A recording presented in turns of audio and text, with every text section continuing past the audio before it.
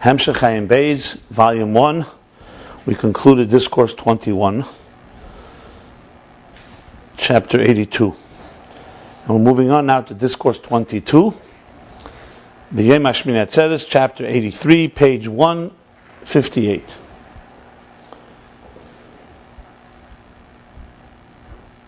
The Frierdiker Rebbe says in his short summary of the beginning of the Maimer that this talks about Sefirot Misper. So the Gao is going to begin a long discussion about spheres.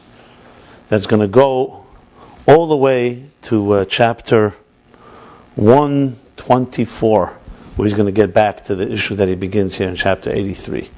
So we're talking about 24 and 17, 34, 41 chapters.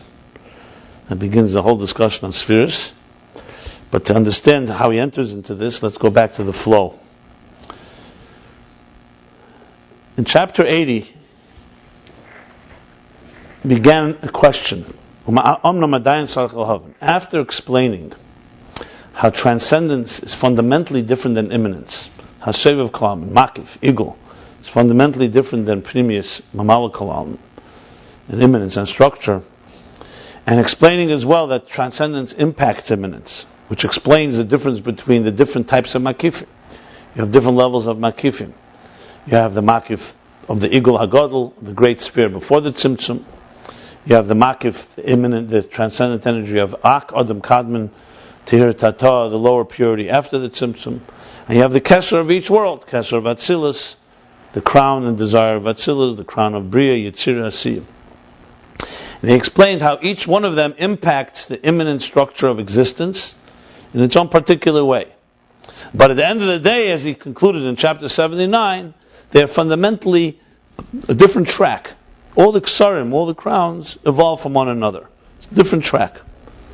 So it has its own and retains its essential personality of being transcendent in nature, though it manifests in different ways. Whereas in immanence is defined by structure. And structure means that one thing is distinct from another.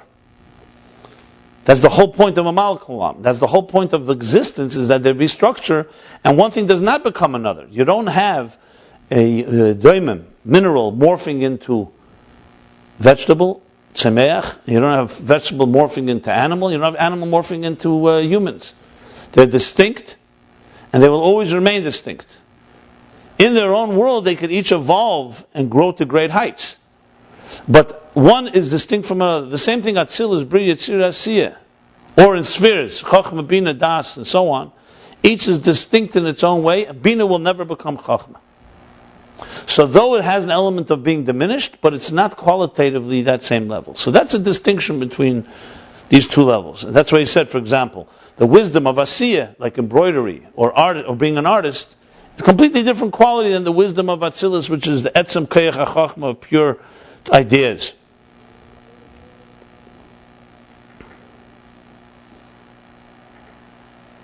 Whereas in Keser, where in desire, as we spoke about, like the head of departments, they are generally all of them, no matter what level they partake, they're not participants and they're not immersed in the structure. They affect the structure, and that's why there's Makif Shayach Ala Pnimi, and each one affects its immanent level. The Kesser of Atzilus affects Atzilus, and all the different explanations he gave how it impacts. But it's an impact that doesn't really change, like he said earlier about desire, does not really change the personality of the Kesser. And therefore all the Ksarim are connected to one another, and one can evolve and morph into another. So Kesser of Asiyah can become Kesser of Atzilus. Whereas Chochmah of Asiyah cannot become Chochmah of Atzilus. But then he asks in chapter 80, and we have to, however, understand this is all fine. But then we have a statement in Eitz Chaim that there's 10 spheres in Iggulim. So we're not just talking about the general levels of Makiv. You could argue and explain, as he does, how they remain apart, yet they impact.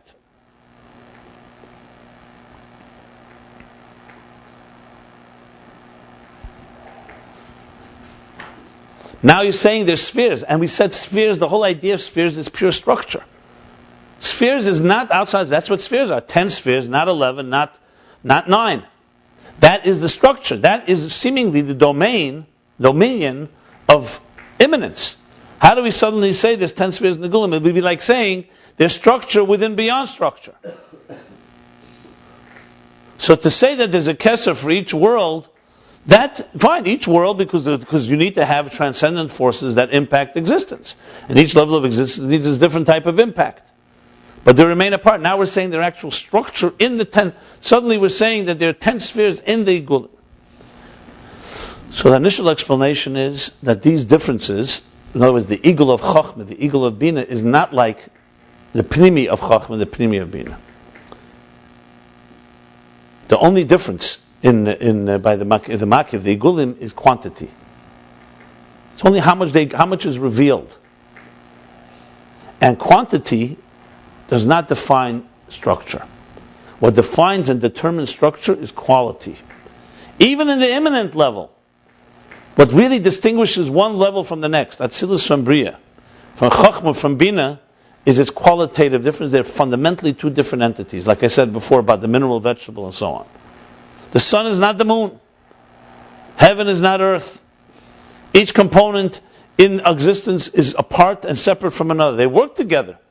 But their point of structure is that they do not have what's called amorphous boundaries. They have very clear parameters. That's what defines structure. The quantity is not what defines it. And therefore the quantity also in Makif, the fact that the Makif of Chochmah is different than the Makif of Bina, does not determine structure, does not make it that there's this chalkus in Rotzen or in Kesser or in desire. And then he adds, furthermore, that even the distinction of quantity, the diminishment or the abundance of energy, which definitely exists, there is less energy in Bria than it is in Atzilus, less energy in Bina than Chochmah, that has much more impact in the immanent level than on the transcendent level. Because the immanent level is defined by its being, by its state of being. If it's a student, it's a student. The fact that it could evolve quantitatively and grow to the point of its source is not what defines structure. The structure is what is it right now, not what it will become. Transcendence is not defined by what it is, but the transcendence is defined by the divine desire, defined by the big picture, defined by the plan, by the strategy. So in Pnimi, what's relevant is Gilui. So even quantity diminishes the energy and it's a form of chlishus. It's weaker in a lower state. Whereas in Makif, in Iggulim, he says, it doesn't get weaker. It's expressing itself in a diminished state, but its quality remains with the same intensity, whatever level. So that's the difference between the Iggul of Chochmah and the sphere of Chochmah. The immanent Chochmah is, Bina is a diminished state, and therefore Bina is, even on a quantity level, is right now Bina, not Chochmah. Whereas in the Makif level, there's something that's retained, that the Iggul of Chochmah, the Iggul of Bina have a certain similarity to them, because in Makif the focus is on the source, not on the expression. And as such, the intensity is the same. To give an example for this, or to understand an example, he brings another manifestation, impact of transcendence on our lives, on existence. And that is called Tmimus. So chapter 82, Tmimus, sincerity. Tmimus, I'm not interested in translation, it's just in understanding of the meaning of the word. Trust me, there's probably 3-4 translations in different translators. So sincerity is the word I would use, because it's the one that's, I think, most consistent. I mean, all the words we use, sincerity, integrity is also a very good word.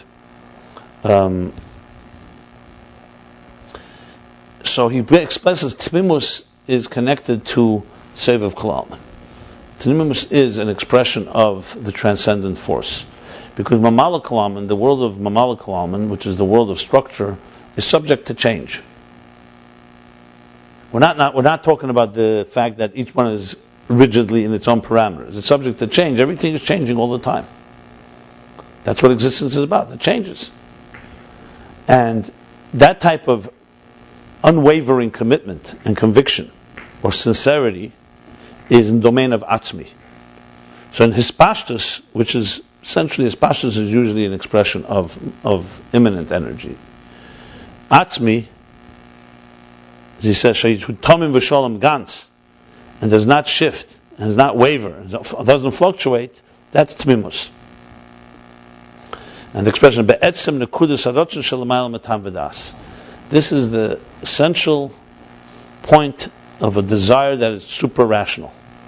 If it's subject to rational changes. You have different arguments. Things change. You could say, the situation changed, therefore I changed my position, which is fine. In the world of rational, it should be that way. You don't want to be obstinate. Someone says, I have a position, and someone says, well, the reasons that you came to this position changed, so batal siba, batal ha-tam, batal ha-gzera, so to speak. The reasons changed, you change your conclusion. But when it comes to a super-rational conviction, which he calls tmimus, sincerity, which obviously has a lot of parallels to what he spoke earlier about Rusa Deliba and other forces, it's not clear here whether tmimus is coming, which level of makif is creating tmimus. I would say all of them do, because he says clearly that it's going to affect all levels of the whole structure of a human being. But the bottom line is, now you're talking about a qualitative force within us. And this qualitative force is that type of conviction that's not dependent on factors.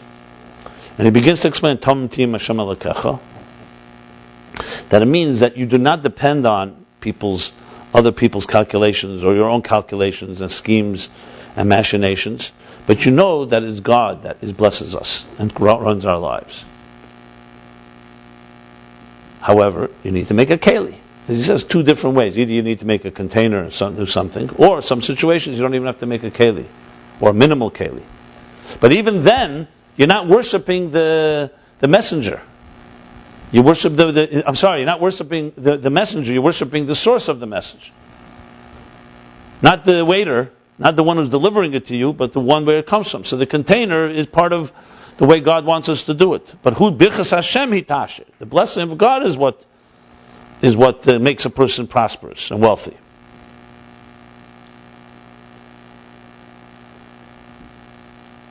And that's the source of parnasa. And this is tev lachzes b'Hashem mipteir ba'adam. Better to rely on God than to trust a human being. What's Adam? Because here it clearly means there is something about trusting humans. So he says Adam is Adam Elyon, that's mamala kalam. That's like trusting nature. Nature is also created by God. Nature has a system. But the truth is, tev lachzes Hashem, because the real is you have to rely and trust on Sevav Kalam.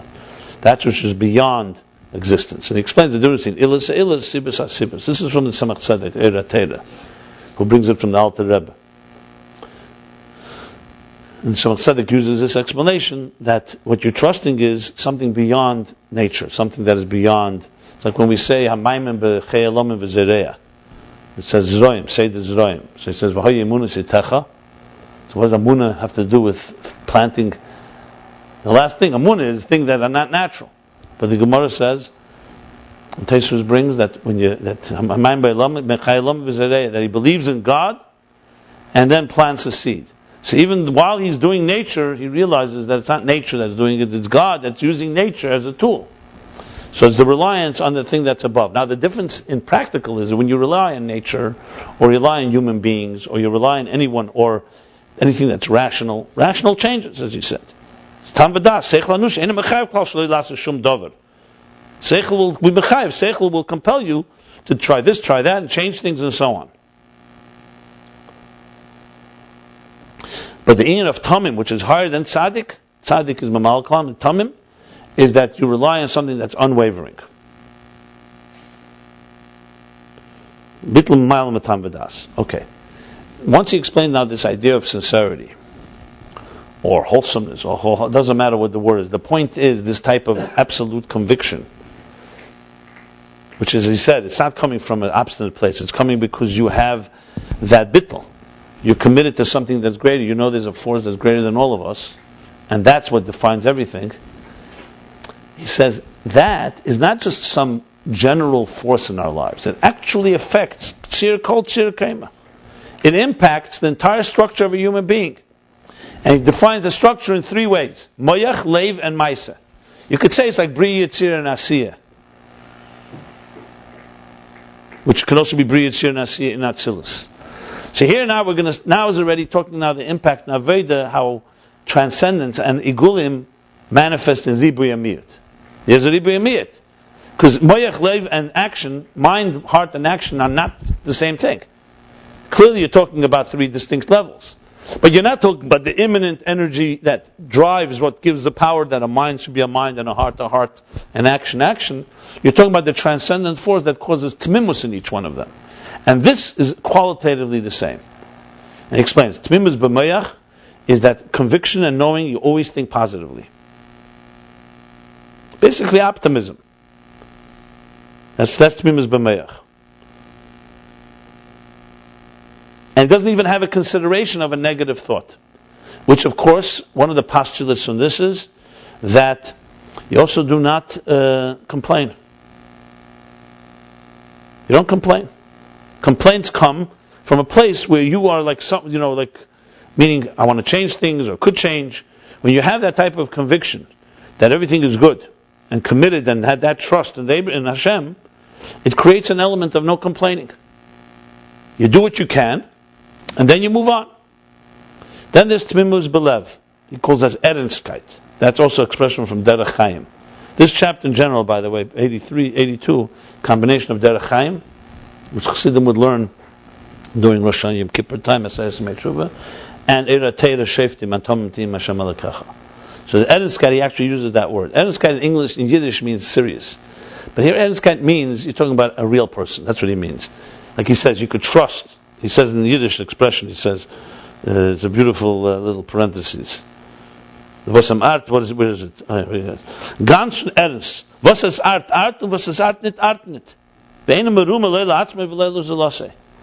means, what you see is what you get.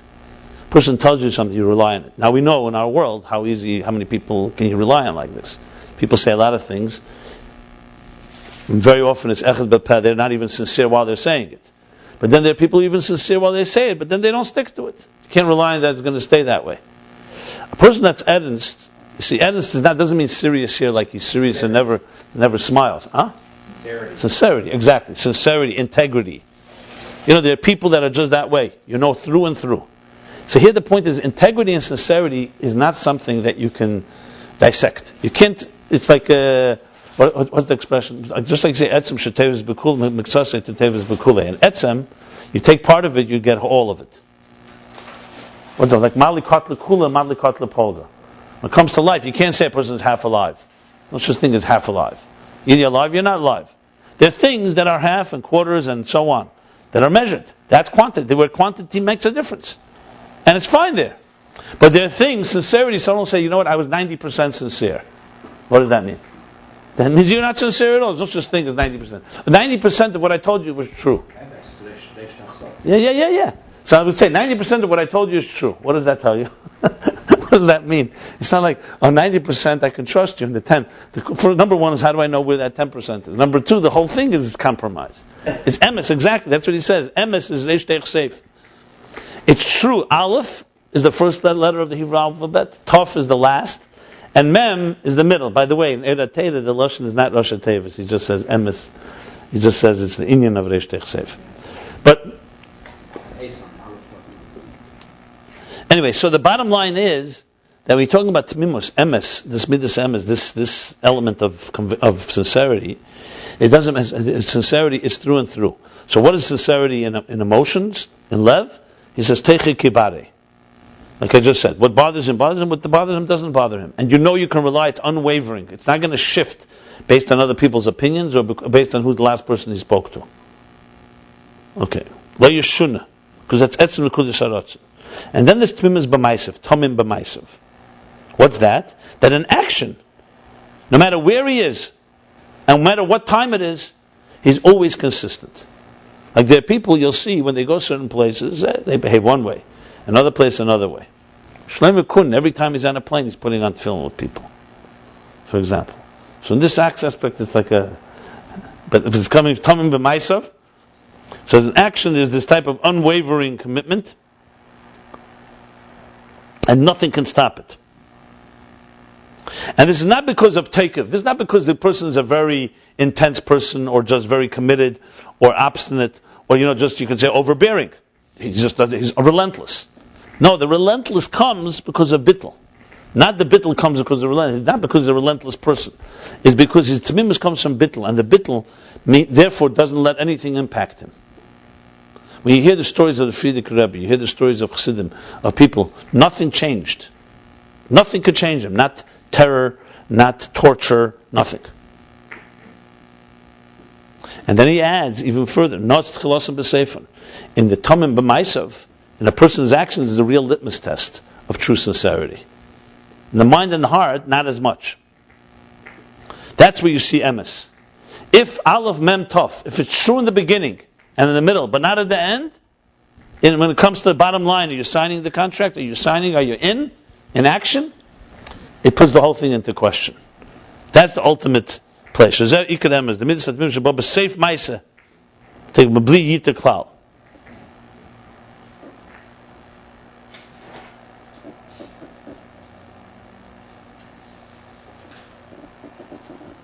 And that's Oz Itom, right? Oz Esom. Aleph Tom. The Sheresh Shemokazmim B'Baratzon Shalamal V'Tam V'Das. Because the root of this Tmimus in B'Baratzon Zel Oz Esom. Aleph Tom. The Sheresh Shemokazmim B'Baratzon. Right.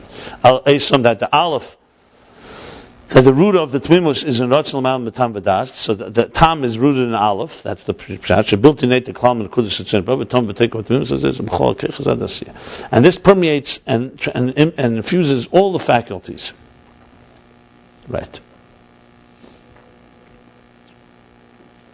So when you talk about this type of qualitative intensity, here, even though there's distinctions in its expression, but its fundamental driving force is this pure sincerity that is qualitative. It's 100% through and through on all levels. And this is what he concludes in this chapter 82. He says, "V'zeh ma she'b'rotzon lo yesh es chalkos madregas," and that's what it means that in rotzon, in the desire, in this case, the desire to connect and to be committed, to the sincerity, there's no distinctions of ribuy and miyut. Because even when you're doing sumerah, even when you're just refraining from doing something negative, but coming from that sincere place, which is a diminished effort, diminished energy. You're not like investing and sitting and sweating or exerting yourself in Torah or some other hard activity. You're just refraining from something. And you don't have aspirus and excitement in the whole revelation. It has the same intensity, same qualitative intensity, without that's unwavering, just like in the most strongest expression of this sincerity. And so this concludes, from this we understand that Makif, that the Iggulim, Makif, that we spoke about, that even though it has an Elyon v'tach, and it has 10 spheres in it, which is more abundant and diminished, it's not his chalkas klal. There's no real distinction. Because the miyut has the ribuy. In immanent energy, when you're talking to a teacher and a student, so even though the student, you could say, all the wisdom is in there. So even in this Aleph Beis, you're teaching the student, he has all the wisdom, and one day, when he reaches 40, however you interpret 40, he turns 40 or 40 years from when he learned it, he will reveal everything was there. The miyut will bring the ribuy. But at this point, you can't talk about that. Right now he has this intelligence. He doesn't have it in a revealed way. All he has is what he has. But when it talks about the quality of sincerity, that doesn't matter. Even if it's in a diminished form, it has in it, the whole miyut has the ribuy in it, with all the takeoff, with all the intensity. In general, it's in a state of concealment. Because in general, if you think of sincerity, sincerity is not even a revealed faculty. What does sincerity look like? Wisdom, we know what it looks like. Bina. Sincerity is not a revealed faculty.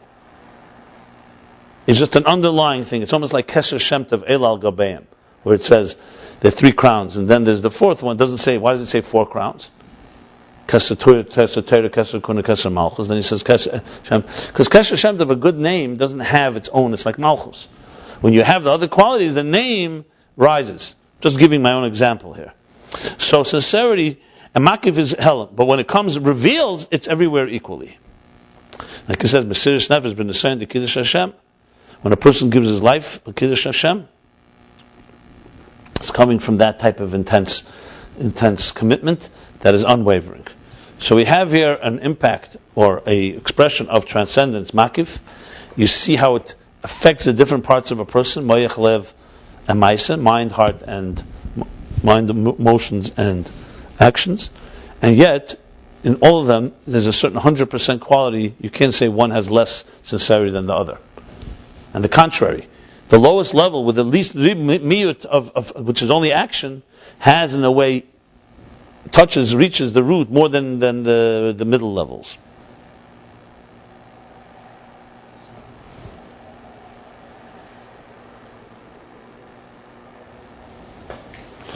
Okay, now he continues on page 158. We're going to continue B'yem Hashmini Atzeret. The Aleph Tam is Aleph stands for Ratzon? In this case, yeah, Aleph, the beginning, like the root.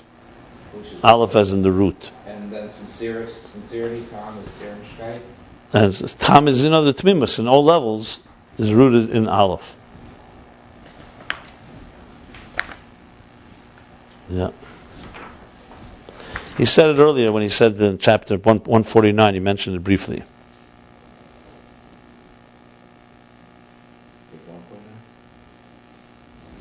Yeah, 149. There he says, Aleph Tam, Azesam, the Tomim B'Maisav B'Asir Pel Mamash Magib B'Chinas Aleph Shazot Tmimus Aratzon Pashut K'maish Yizbar. Right in the middle of the page. I think maybe did he say it a little differently here? Let me see. Aleph Tam. The Sheshem Tmimus Baratzon is a little different here, but the same idea. There he says the Tomim B'Maisav is rooted in the Aleph. Okay. Now he continues. This discussion is hardly over. Just remember. What we have right now, just to sum up in one line, is that spheres, we've now established that there's spheres in the Iggulim. Not just the Iggulim surround the worlds in general, Kesser Vatzilus, but each sphere has an eagle. Each eagle has a sphere. There's eagle of Chochmah, Bina, and so on. But they're fundamentally different. So now we're suddenly getting into the spheres, which we're talking about, our structure, suddenly have an element of transcendence in them. In the structure itself, there's transcendence. Or you can say in the transcendence, there's structure. Either way. So that's where he's going into now. And now is going to begin a discussion in chapter 83 that's not going to conclude for 47 chapters. Yes. 83 till Kuf Chaf Zayin, I believe. Spheres, what spheres are. But you'll see, he's going to start now. You'll see he's going to explain what spheres are to understand the difference in spheres and makif and spheres and pnimi. He has to explain what spheres are.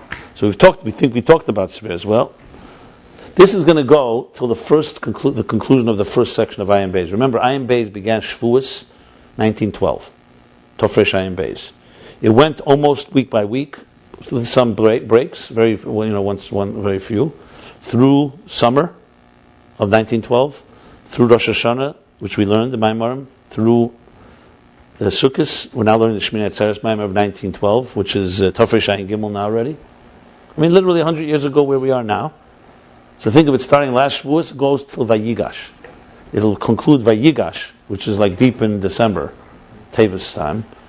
And that's when the Rebbe Rashab, that's going to be chapter 126. That's going to conclude this section. We're starting now, 83, concludes us around 125, 126. And it's all about the spheres. He's going to talk about three meanings in the word sphera. What does sphera mean? And he's going to explain with that the difference between spheres in immanence and the spheres in makifim. But you'll see now, he's going to just begin the process here, and then begins the long discussion. Then there takes a break after Vayigash, takes a break till Shavuos of the next year. So basically from Tevis, 1912, basically December 1912, till around June 1913, around half a year. Now there were Maimarim said, they're printed in another Sefer Maimarim, but they're not part of the Hamshach. And Shavuos, he begins and continues. Now remember, in the writing, the Rebbe Rashab wrote it all in one flow. We're talking about in the delivery of it. But generally, the Rebbe Rashab would travel twice a year, winter, for health reasons, and summer. But some summers he continued saying it, some summers he also not completely. We'll see, as the schedules go here. I'm just laying it out here a bit. Did you specifically read beginning and action? Shavuos again exactly adopting wanted to start at Shavuos? No, Shavuos, exactly Shavuos. But it's not uncommon. Very often the Rebbe's Rosh Hashanah, my Morim began Rosh Hashanah or Shavuos. Like Samach Vav begins on Rosh Hashanah. Ayin Beis begins Shavuos. Shavuos and Rosh Hashanah are the two main beginnings. It's like the two seasons, the summer, like that. He'd go for... It depends on the year. There are years where every week was there was always my Morim, depends where he was. Even out of the country, he said my Morim.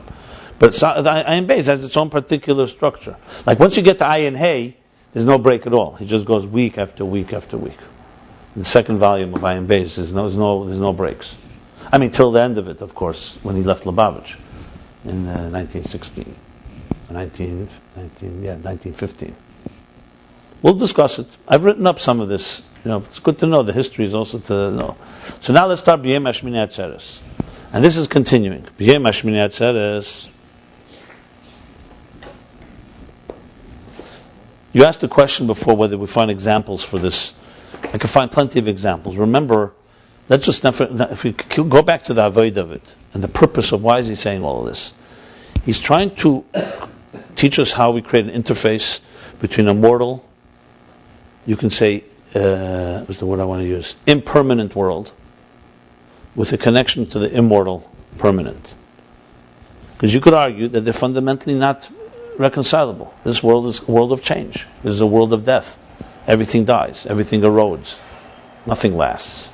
How can we expect eternity? Binyan ad deyad. Anything we call eternal. The Mamorim on Shuv Yisrael ad Hashem Lechecha. They talk about ad. Forever as ad and vod. So that's the fundamental of it. You can call it the interface between finite and infinite. But let's talk a moment about this distinction: change and no change. They are two different opposites. So, really, in understanding it, immanence is the world of change, the world of nature, the world of existence. On one hand, change, but on the other hand, also rigidity. Because everything, as I said, a stone will not become a vegetable is not going to become an animal. In its own world, quantitatively, it will grow. It could evolve to great heights.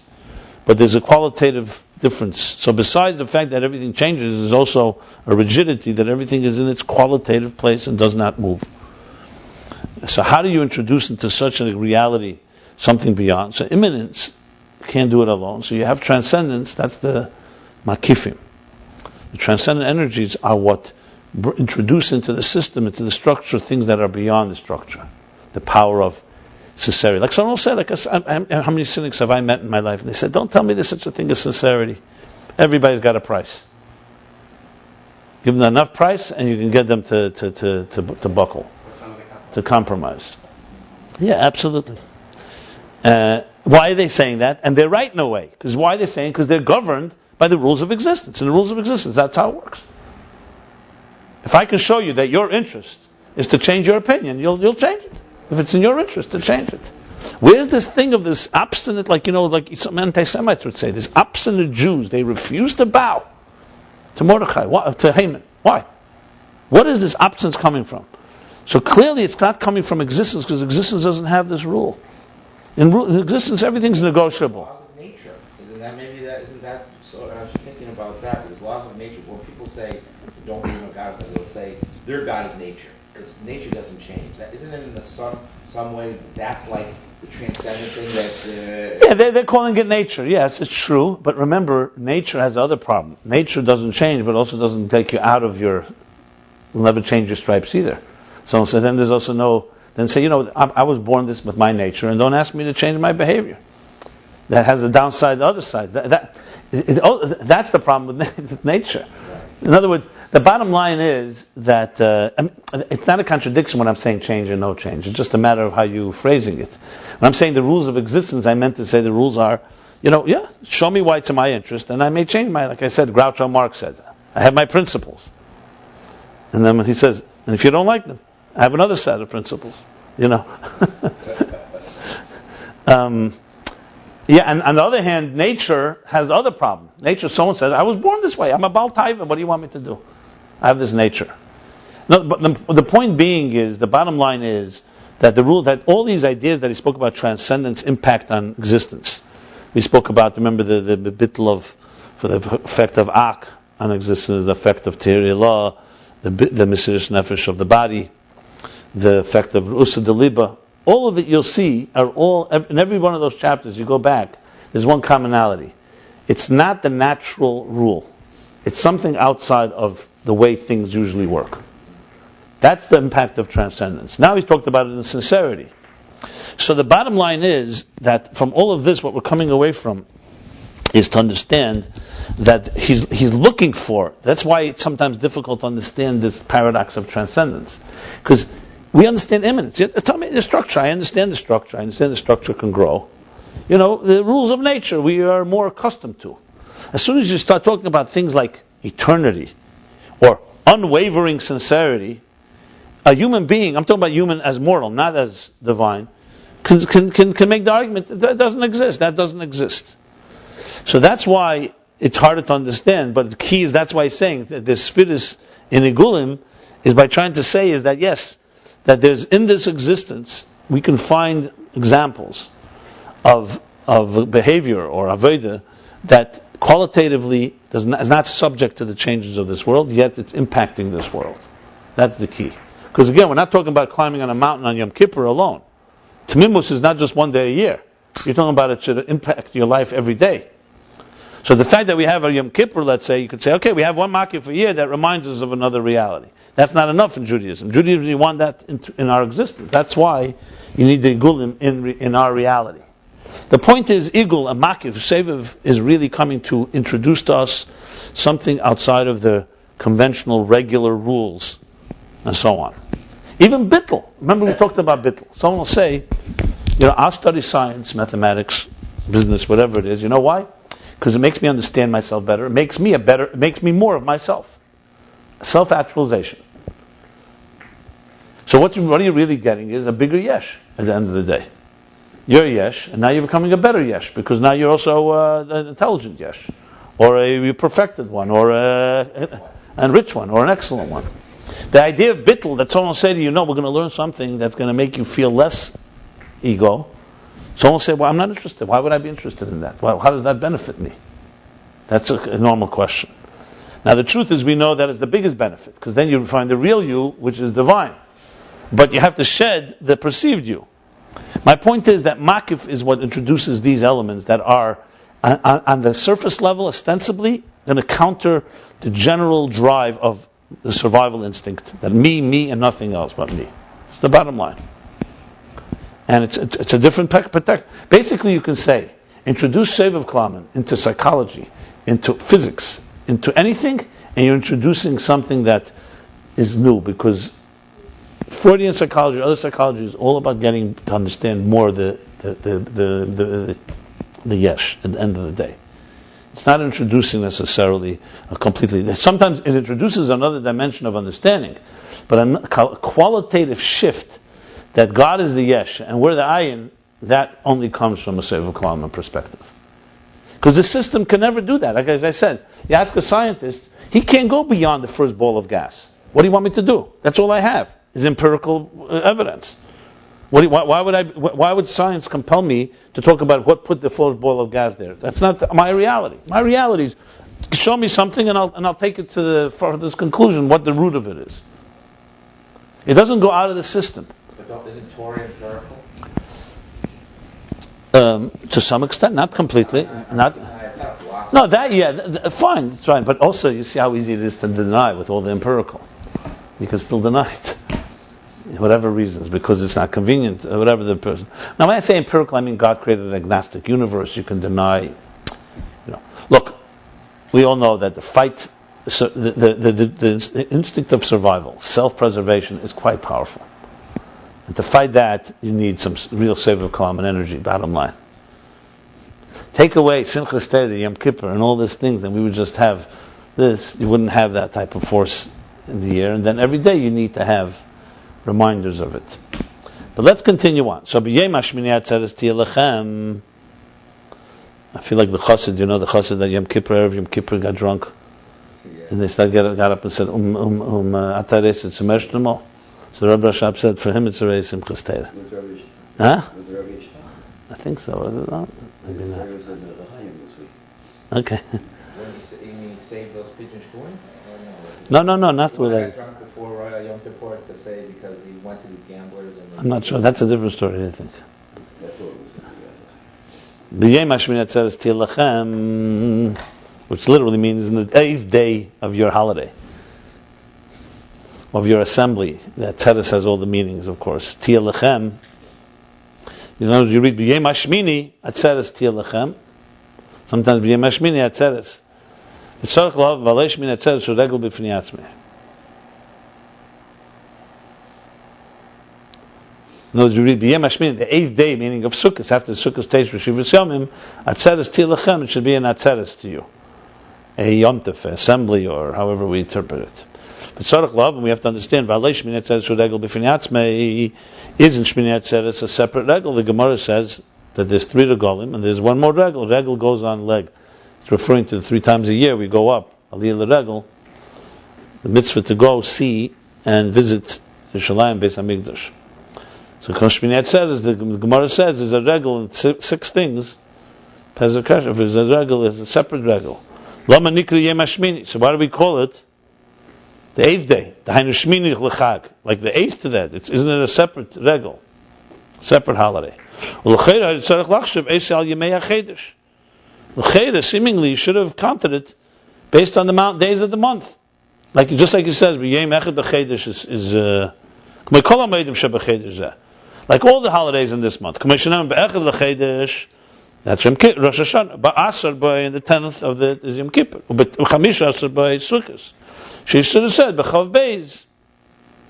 That's what it is. The 22nd is Shmini Atzeres.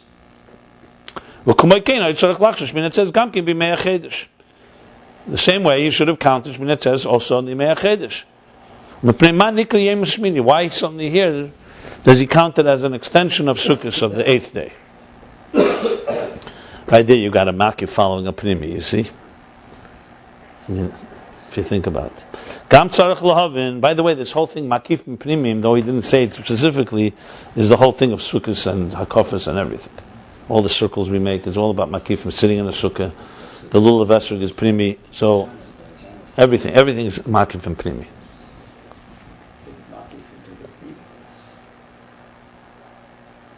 He said it at the end of the last moment, B'Sukkos Teshuvah. Okay. We also have to understand we also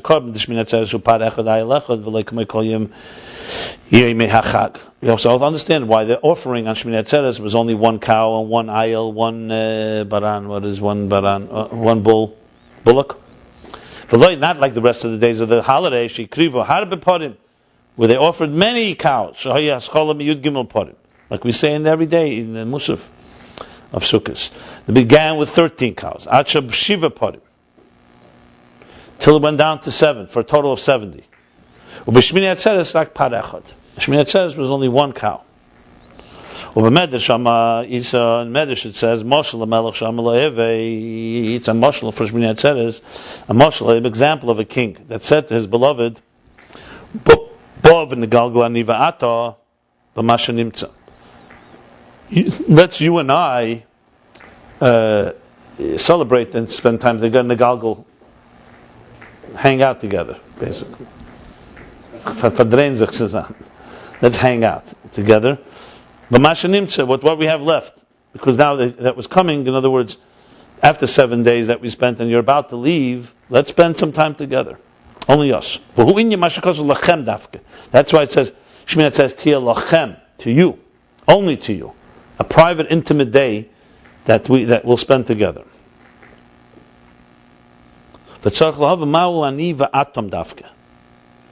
Understand, what is this ani? He says, Moshe Melech, ani va'ata, you and I, atem, I'm sorry, specifically. Well, Havin calls and to understand all this, tzrichim lahagdim. Interesting, earlier, that's the first time he says tzrichim lahagdim. Usually he says, Havin calls yesh lahagdim. Okay. I don't know why, but I'm sure there's a reason. Yeah, everywhere yesh lahagdim. Sometimes it does say tzarech lahagdim. Yesh lahagdim means we could. One could. Tzarech means we must. Yesh lahagdim means we should. We should. No, yesh is not. Yesh. Tzarech is for sure more. Tzarech is okay. Tzrichim lahagdim. We have to preface what we discussed earlier, that Er Makif ein bo hischalkus. That Er Makif does not have structure, distinction, which, as he called that, structure. That's a key word, hischalkus. You see, I go back to it because it resonates with me constantly. When he says hischalkus, you have to just envision, he means, in one word, everything that defines existence as we know it. That's what it means. So it means the distinction, it means the changes, it means the rules, it means anything that is the structure of existence. And Makif, he's invested to make sure that Makif does not get tainted. The Makif does not have that element. That's why it has the power. Because if Makif becomes its chalkus, then it's part of the problem, not part of the solution anymore. And yet we find constantly Makifim, levels of Makifim, and spheres of Makifim, which is what he's... Because... And that's so, but he keeps going back that it remains higher than his chalkus even when, so like tmimus. But what chalkus is, yeah, do you have a friend and you say, are you in with me? We're going to battle? Yeah. And the next day you come, I changed my mind. That's his chalkus. You want someone that's in all the way. Loyalty. Another word, by the way, maybe for tmimus. It's not really the exact word, loyalty, imun, but okay. So you're in or out? I heard you. I knew you would say that. When he said vision, you said vision is helpless. Oh, division. Not division, he meant. No, not vision, would we say is makif? Vision is usually makif, because a vision is unwavering. You know, a vision that changes is worthless. Like someone will say, you know what, my vision changed. So I mean, everything falls apart. My vision changed. Like you see by the Rebbe when he started the Bas Legani, it's unwavering the mission that he stated. With the Der Hashvi, this is the generation we're going to bring down, and that's it. That's unwavering. That can never shift. The Mashiach said to the Baal Shem Tov, "Futza meinesecha chutza." It's actually quite. Let's put it this way: it's quite encouraging, reassuring to know there's something that doesn't change. It's a foundation.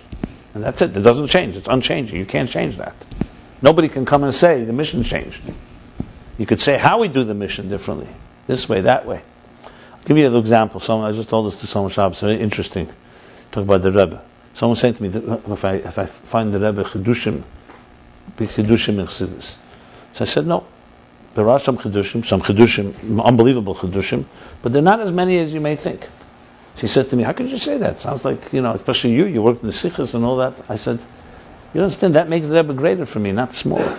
If someone says, there's a Talmud Osik, Vosel Chadish, the Talmud, and it's Mechadish Chidushim that were not given a Moshe Sinai, it's not considered exactly a compliment. The Rebbe Rashab said that to someone, that's Chidushim, such Chidushim that were not even given to Sinai, that's how big they were. So, and he's saying it in a negative. Yeah. Now, So I explained to him, I said, if you look in all the Sfarim of Kahos, look at the first page, Kevish Shalshel Sa'er. The Rebbe wrote that. Shalshel Sa'er means the chain of light. Okay, Shalshel. So the Rebbe, in the first year, Lag B'Omer Tafshin Yud, the Rebbe said, I was asked, why did I write Shalshel Sa'er, not Shalshel HaMoyer? This is the Torah of the Rabbeim. They're Moyer, they're not Oyer. Oyer is a reflection. They usually say, a Rebbe is Moyer, we're Oyer. So the Rebbe said, because in a Moyer there's no Shtalshlus. In Moyer there's no Shtalshlus. It's like Ksarim, actually. It's the same thing. If the Alter Rebbe lived today, he would do what the Rebbe did today. If the Rebbe lived with the Alter Rebbe, he would have written Tanya. He wouldn't have been doing Mivtzayim. It's not like the Rebbe's personality decided he likes Mivtzayim, the Alter Rebbe likes Tanya. It says the Torah Shom, the Alter Rebbe would have been Zman Tanoim, he would have been a Tana. That's what he would have been. That's what Atzmi is. So it's one Rebbe in 7 generations. So yes, in manifestation, there's difference. The Rebbe always would say, you say, Alter Rebbe is Chochmah, the Mittler Rebbe is Bina. The Rebbe said, but what the Rebbe's Lashon is. His Lashon is, What right do we have to go and for not understanding what the Rebbes are? But still, we were told, and we can learn something from it. So what does it mean? Chochmah and Bina is how they manifest it. But if you talk about it as an atzmi, it's one etzem. So the Rebbe doesn't have to go say chidushim, but the Rebbe Rashab already said that chidush. He doesn't have to come and make a chidush just to show that he can make a chidush. Right. Right.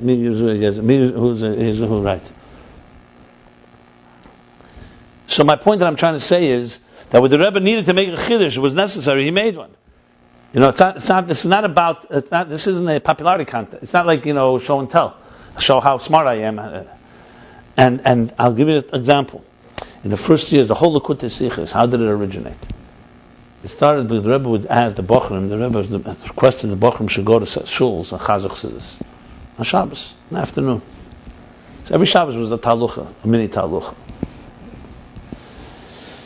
And so there they found an opportunity. They said, chazuk things. So they prepared a sikha from the last year's sikha, let's say Parsha Vayelach or whatever, and sent it into the Rebbe that the Bochrim were chazuk. So the Rebbe wrote back. I heard this from Riel Khan and from David Raskin, Allah Bashal. The Rebbe wrote back. See this? Thank God there's Likutei Torah, Likutei Torah. What's better than that? Let them chazir that. So the plan was thwarted. So they wrote back to the Rebbe. They want the Rebbe's chassidus. That was the wrong thing to say to the Rebbe. The Rebbe gave them over the head. They said, my chassidus is the Alter Rebbe's chassidus. There's no such thing as Alter Rebbe's is chassidus. What are you comparing? So they didn't know what to do. And then someone came up with the Chochmah, which was right. They wrote back to the Rebbe. They want the Rebbe's explanations in the Alter Rebbe's chassidus, which apply to our generation. And then the Rebbe edited it. But the Rebbe wasn't playing a game. That's the way it is. The Rebbe is not Rebbe's chassidus competing with the Mittler Rebbe, the Friedrich. It's one Rebbe, each generation. The Rebbe gives us a language that speaks to the 20th century. So basically, Mivtzoyim or Shlichus today is the Alter Rebbe in the 20th century. That's all it simply is, 21st century. Anyway, the point I'm making here is that there's a mimer. I think I mentioned this once here. I think in Tafrei Samaches. I think I mentioned it. I remember for sure. The Rebbe Rashab says like this: the mashal of Sefirot Agnuzis, the famous mashal, is the coal. That the fire is in the coal, you can't see it. So he says that the chayra, seemingly there's a better mashal of oil. Oil has the potential for it's a fuel, and you definitely can't see it, even more hidden. So it's seemingly a better example for the 10 hidden spheres. And the Rebbe Rashab writes, Ava mistapina, I'm afraid to say a new mashal chassidus. In a mimer he writes this. A Rebbe is saying, and not a Rebbe like the first year he's a Rebbe, so he was more, careful, so to speak, as he writes more Hashem Yerayne, whatever. So what does that tell you? That means there's not one mashal chassidus that was not said by the Alter Rebbe. That's what it means. It's pretty strong stuff. This does not weaken the Rabbeim. It makes them stronger from my point of view. It means they're like literally Moshe of each generation. Why do you say the Rebbe is a Moshe generation? Why don't you just say he's the Rebbe? He's our Rebbe. Well, he has to be like Moshe. No, because that's the key thing. That it's the same. You want the like the guy that said it's your paper is both good and original. The problem is the part that's good is not original, and the part that's original is not good. So anyway, I don't know why I suddenly got into this. I just wanted to say it for some reason. Whatever. Anyway, so he continued. I was saying about transcendence. Yeah. So now he's going back to understand all this. We have to Magdim. We have to preface. What do we have to preface? What he spoke earlier. The Ayin Beis Chalkus. The Ayin Beis Chalkus. That's what I was thinking about. The Rebbes. They're all one. Ayin Beis Chalkus. Meaning, there's that Makiv. Its power is that it's not defined by the structure of existence. And that's why the Rebbe Rashab goes and so adamant. Like, what bothers him? So there's Sefirot and Iggulim, big thing. So what? What's wrong with that? Sounds nice to me. Because then you bring the structure into Makif, and then we have the problem. That's why he needs the whole point of Makif is that it should not be defined by structure. I just saw that settle again. The Rebbe wrote in back in Mem Hey by the Sfarim. It's beautiful how he describes Rabbeim, Kol Admurei Chabad, that their whole thing is Bittul Hayesh. and starts from themselves, and there's nothing but made. He wrote it for the lawyers to define what a Rebbe is. The Rebbe defines what a Rebbe is. He says, "Kekolad muriad Chabad, kol inyonim is bittul hayesh maschil ma'atzmei." Started from himself. It's a very powerful piece. The point I'm making here is that you need something that's outside of the existence. See, what Jews always knew, whether they knew it consciously or not, was, like Mordechai knew, that our role is not to become part of the problem, not to become part of the structure. And even though the Goyim killed us for it, like it says in Medrash, had they known what the Beis HaMikdash did for them, they would have surrounded it with legions of protection. The Jews always knew that we have to be a atem edai, we're witnesses to remind existence that there's something beyond existence. So if we succumb to what everyone succumbs to, and we could be bought, you destroy. I mean, there's no words to describe. Everything is destroyed. It's a big responsibility. So next time you consider compromising, think about that.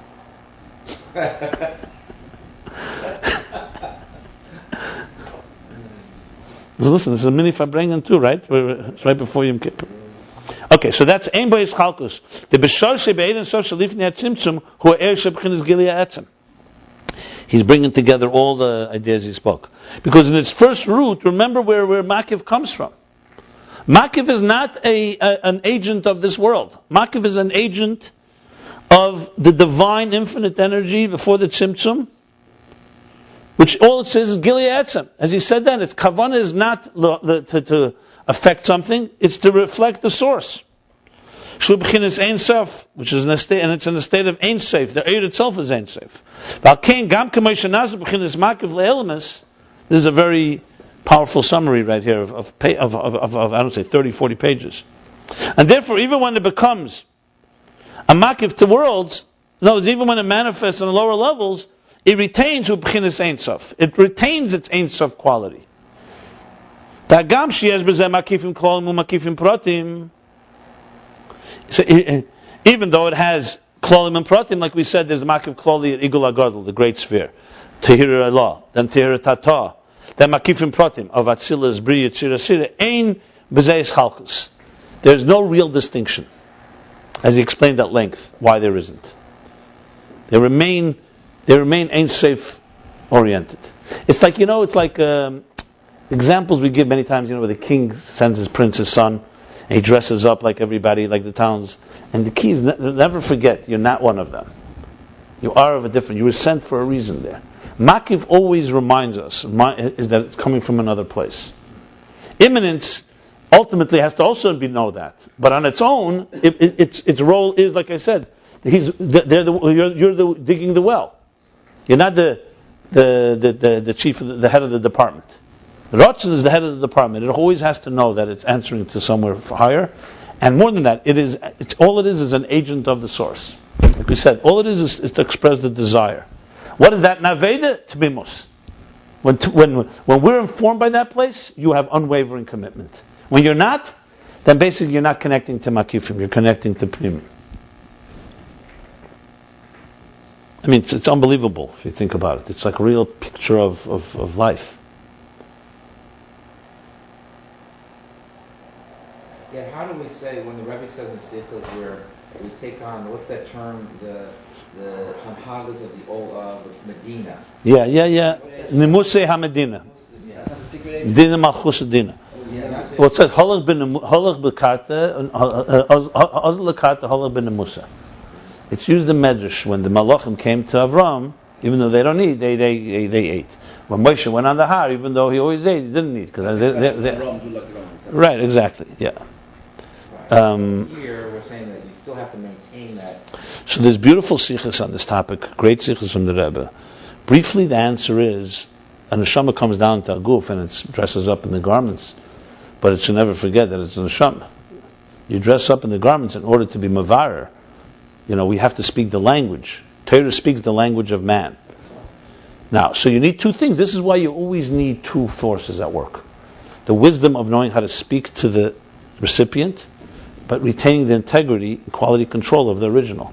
What is the big problem? We always talk about the problem what we're having. The people who know don't know how to speak to the outside. The people who speak to the outside don't know. You don't have a real interfaces. When Evan Tibun, who translated Meir Nevuchim from Arabic, he writes, the key secret to a translator is three things. He has to know the original language, he has to know the language he's speaking, and he has to know the content. But he also says that the key thing is the interface. Because it's not just you can know Arabic and Hebrew, or English and Hebrew, and still something's missing.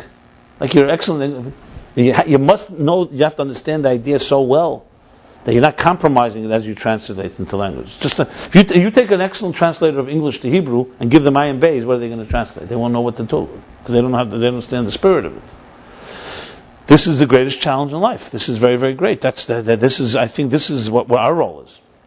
You know, the Rebbe, for example, Kavyachol, like the Rebbe said, the Rebbe could have done everything. He could have brought Mashiach to it, but he wanted to give us Discourse to be part of it. But the Rebbe Kavyachol spoke Yiddish and Hebrew and stuck to that language. He didn't go in the language. And he didn't go on YouTube and didn't have press conferences and go on CNN and explain Chassidus. He wanted us to do that. So in other words, the Rebbe is more like a source. Moshe is coming to Torah. You need always these two things. For interface, the Dira b'tachtenim, you need to know tachtenim, and you need to know that you're coming from a Dira. The complication is far easier. The Meraglim wanted to stay in the Dira. Kairach wanted the tachtenim. You need to have balance. You have either people going too far out and staying there, or getting too comfortable, or people who don't know how to go out and stay in their inner sanctum, and then you got a second problem. That is the ultimate dilemma. It's very, very clear. So this is why these interfaces are so vital, because they're really a model.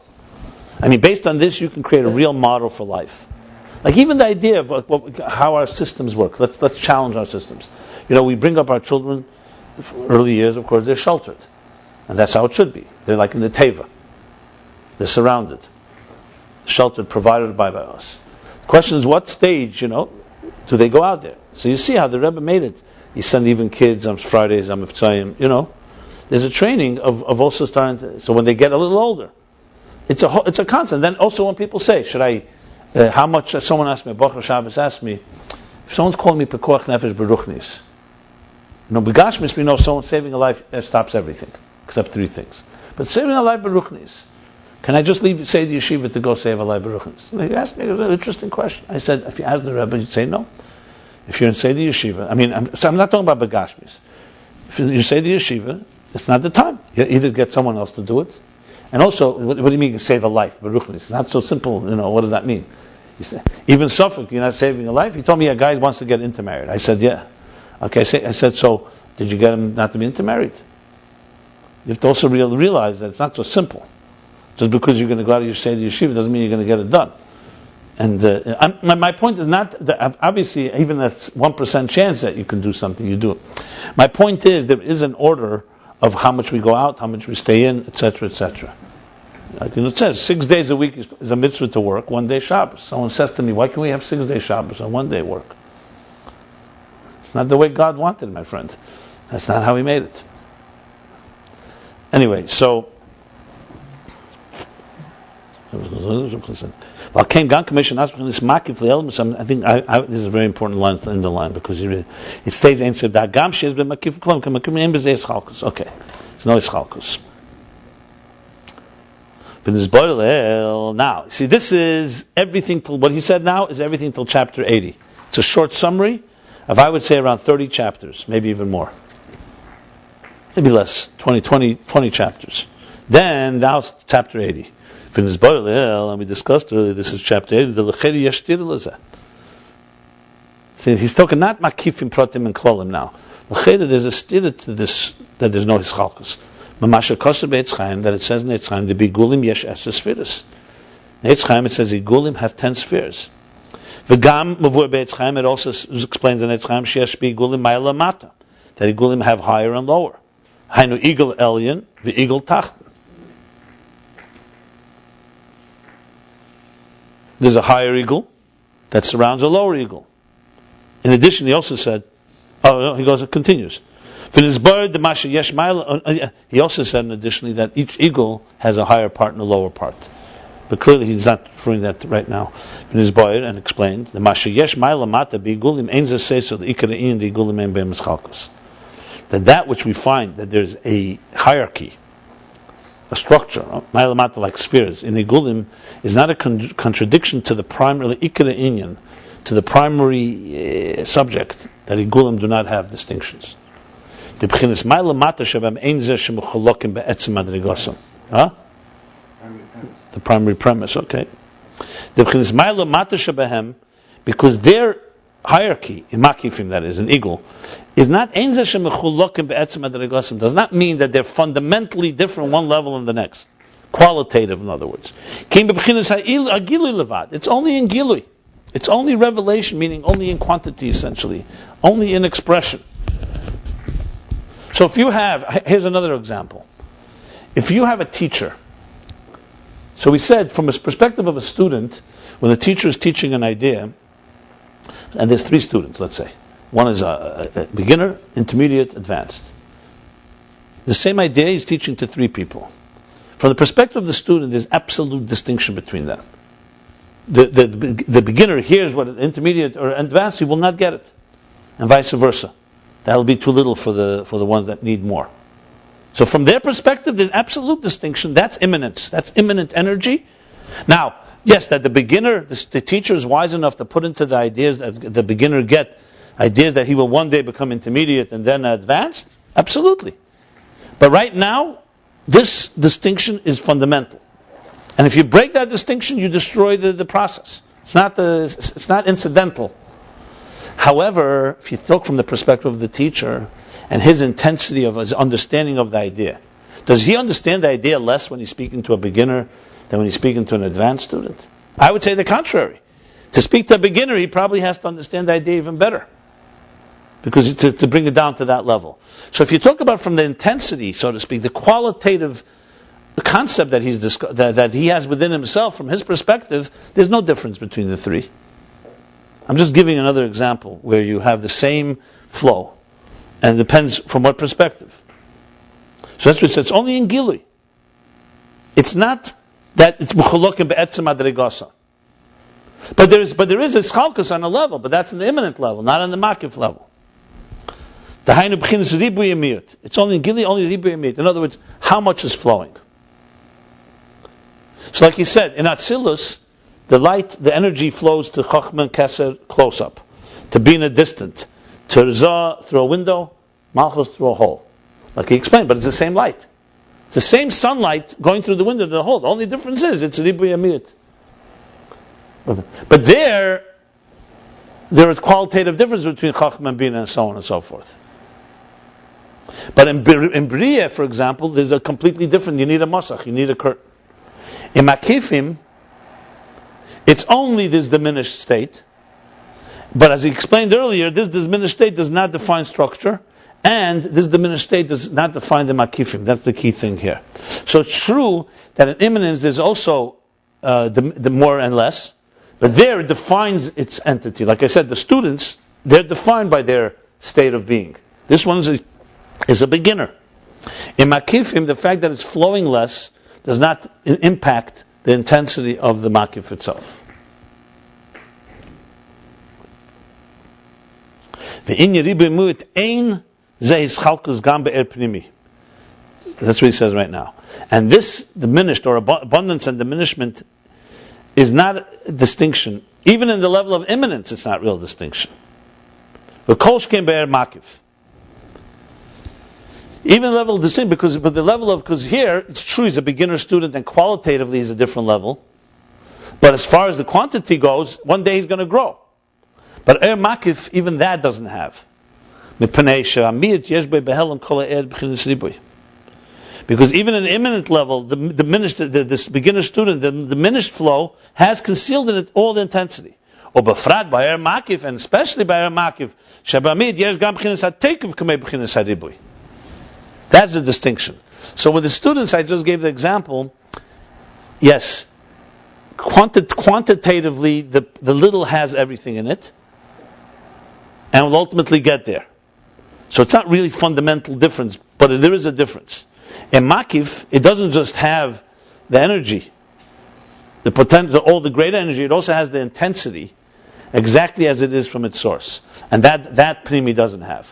That the beginner student doesn't have. So within this ideas that the student is receiving, basically it's almost like three things we can talk about. This qualitative difference from in the immanent level from one level to the next. In Makiv there's no qualitative difference.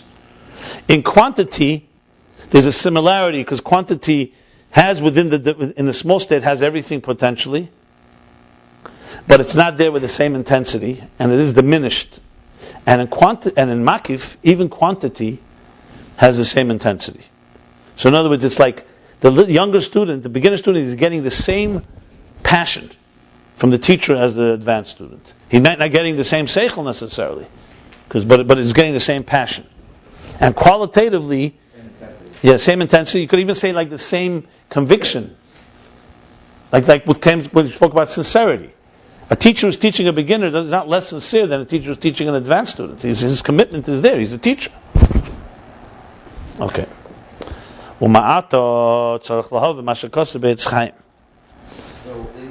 your example earlier when you said the Rabbi's peshitus, I'm trying to apply it to the statement that the Rabbi's peshitus is the Alter Rebbe.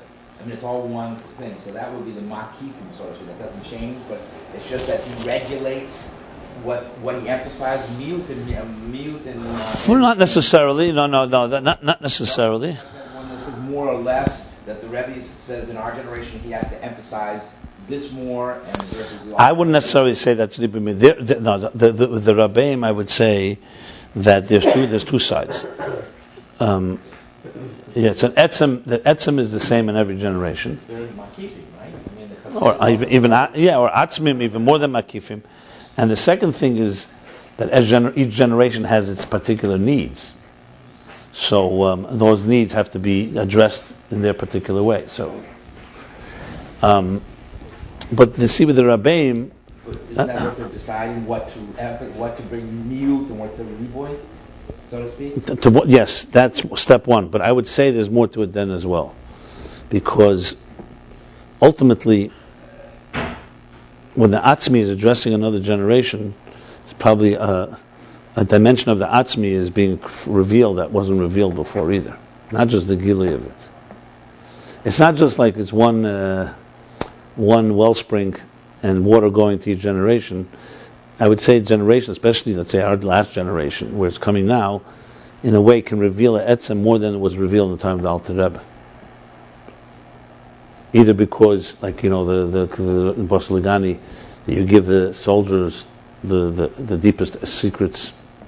So more levels of it's not just the flow of water coming through your pipes. That's one level, but there's also an atzmizik shift, revelation of atzmi. Like when Moshe said he was an Anov for the last generation, that type of thing. I just want to qualify because I don't want to just turn it into like all the Rabbeim are one, and it's just a matter of what generation they're flowing into. And what they emphasize. Yeah, but it goes deeper than that because the Mashiach comes now. It came in Der Ashvi, not in Der Rishon, and that's not just quantity. That's a qualitative. Don't we say that by a Nasi he lives with Mashiach? He also already have Mashiach just like it's true, but it's still that when it's missing in this world, it's also somewhat missing by him. But that's quantity rather than quality. I don't know, not necessarily. No, you could call that quality too. Remember, there's a point where quantity and kedusha becomes quality. Because if it's like if there's a. I just was reading a sikha from Vayelach Toshim Vov. Unbelievable sikha. It talks mamash about what we're doing. Vayelach this Shabbos in Toshim Vov. The Rebbe speaks about learning chassidus. Unbelievable. He says today everything was revealed. He doesn't understand why people are not learning and take advantage of it. And then he goes into the whole thing about Atzeret Hagoyim. You got to read this. He says, so Chassid says, why are you telling me about the Goyish world? What do I need to know about them? I want to sit and learn Chassidus, and this. So the Rebbe says, so the Rambam says, because of the shalom in the world, then you can be peaceful. But the Rebbe brings some Tehillim, I think Kuvdal, that says not only that there'll be shalom in the world, that should be important, that you will be given control of the lands of the earth. So he says, what do I need? I have enough problems to control like this. Why do I need to have the Goyish nations under my control? Millions and billions of people. The Rebbe says this. So the Rebbe says, because if you're learning Chassidus, you know that you have to permeate every part of the world with Elokus. So if there's one corner of the world that's not permeated, how could you sleep peacefully? In other words, he's connecting learning Chassidus with changing every corner of the world. It's amazing sich. Okay, so ma'ata tzarech lahavin, and now we have to understand. My point that I'm trying to say is that there's a point where quantity does touch quality. I'm giving examples with the Rabbi, but I want to be careful. That ultimately, I just gave an example, but I don't know if it applies in all the aspects here. And Rabbi mostly talking about atzmim, you're not just talking about makifim. It's a little deeper than. It's just an example that every Rebbe, that there's no shtalshlus in Moyer. The interesting thing, it says there is a shtalshlus in Ksarim, except they're shtalshum from one another. And when the Rebbe said there's no shtalshlus in Moyer, that could be even higher, because no shtalshlus altogether. It's just the same thing. In Ksarim, there is a shtalshlus, except they have their own track, not the same track as Pnimi. It has to be discussed. I have to think about it. But there has to be also a qualitative element in the whole thing as well, for sure. Again, the Alter Rebbe was here and doing this would be it would be also qualitative. It's not pshat the Rebbe's chiddush or one Rebbe competing with another. But I'm trying to say it's not just revelation alone. It's revelation plus more. It has to be. Yeah. Okay, let's continue on here. Chapter 83. Now, from here, Ma'ata, after he said this, we have to understand Ma'ata. And from here, we have to understand. In other words, it's not yet understood. What it says in Eitzchaim, the Iggulim yesh Sefirot. The Iggulim, there's 10 spheres. Because what he explained so far is that the Ma'alamata is only in their revelation, in their abundance and diminishment, but not fundamentally they are one. But how does this still explain? We still need to understand, how do you apply this to the 10 spheres in the Iggulim? The Iggulim Yashas spheres, Igul HaKesev, Igul HaChochma. U'lecher zeu b'chinas es chalkos. Seemingly this is distinction. Ma'achish shashayir ben Hashem is the Kachab, Keser Chochma Bina. Being that there's Shayach Behem, that's possible to say by them, more than possible. Shayach, that means that they applies to them the names of Keser, Chochma, and Bina. Seemingly, this is a distinction in their fundamental levels, because you're calling them Igul HaChochma, Igul HaKeser. Ukasher be'Iggulim be'emes lo yesh chalkos eich shayach shames esfiris. And when we say that in the Iggulim in truth, there's no distinction. How can we say there's 10 spheres? That has not been answered. He answered the idea that the Riboy Mir, but you're saying 10 spheres. 10 spheres is distinction. That's basically what he's saying. In other words, he's not satisfied with saying that it's just the 10 spheres in Makifim are just superficial, so-called levels of revelation, as I was explaining before. How do you say there are essence spheres in them? So we do understand that things that the Makifim have an impact of Riboy Miut, and that does not change their quality, their one quality. But how do you explain the fact there's 10 spheres there? That's what's bothering him. In other words, it seems very much like the 10 spheres. It's even more than that, because you just explained before in so many pages that there's a fundamental difference in every one of the 10 spheres. That's what changes. Yeah, exactly. One second, are we talking about spheres in an eagle or eagle to each of the spheros? It's a different concept, no? No, it's spheres in the eagle. In the eagle? But then why does he say eagle HaKeser, eagle HaChachma? That would imply that each sphere has an eagle around it. Yeah. But the other concept is that within the eagle there is the 10 levels. I thought that's what we were talking about. They're both correct. What you said is, to me, that's the same thing. He's not saying there's an eagle, that Chochma, the Pnimi, has an eagle, that the Esser sphere is in Iggulim. The Iggulim are called Esser spheres of Iggulim. In other words, Chochmah has two levels. There's the Pnimi of Chochmah, there's the Igul of Chochmah. It's not just that Pnimi and there happens to be a hovering energy. There's a Chochmah Chochmah has Chochmah Pnimi, Yesher, and it's Chochmah and Igul. It's a whole series of 10 spheres in the Iggulim. Eitz Chaim identifies Iggulim. That's my question. Yeah. And what you're saying is both is correct. Yeah. One is that there's a surrounding... But it says in Eitz Chaim there's spheres in Iggulim. That's the bottom line. How do you explain it?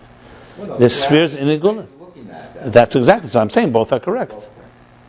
There are Esser spheres in Iggulim, that's for sure, or else there's no question here. Look at the bottom of page 150. Look at bottom of page 150, the beginning of the chapter. The Kashem Shesh Esser the Yesher, making Shesh Esser the Iggulim.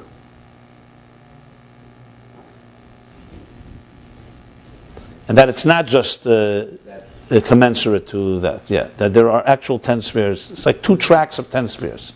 There are two types of 10 spheres. One is a Iggulim level, one is a Pnimi level. That they relate to each other? Yes, they do, of course. The Igul of Chochmah is the Igul of the Pnimi of Chochmah.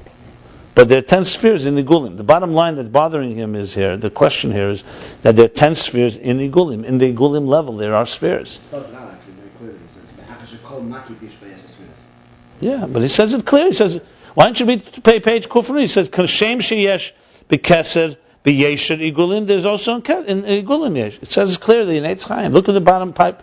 Second line on chapter 80. He says it straight. It's a lashon of the Eitz Chaim. Okay.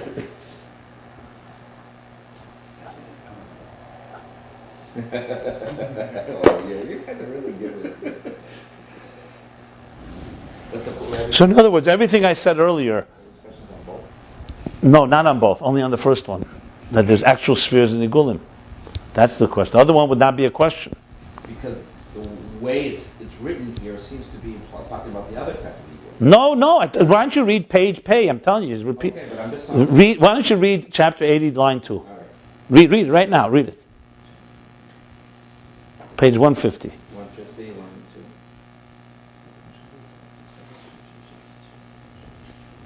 2. This is where is the Iggulim? Kashem. Read Kashem sheyesh. Yeah, I see that. It's two. Igul HaKeser, Igul HaChochmah, Ad Igul HaMalchus.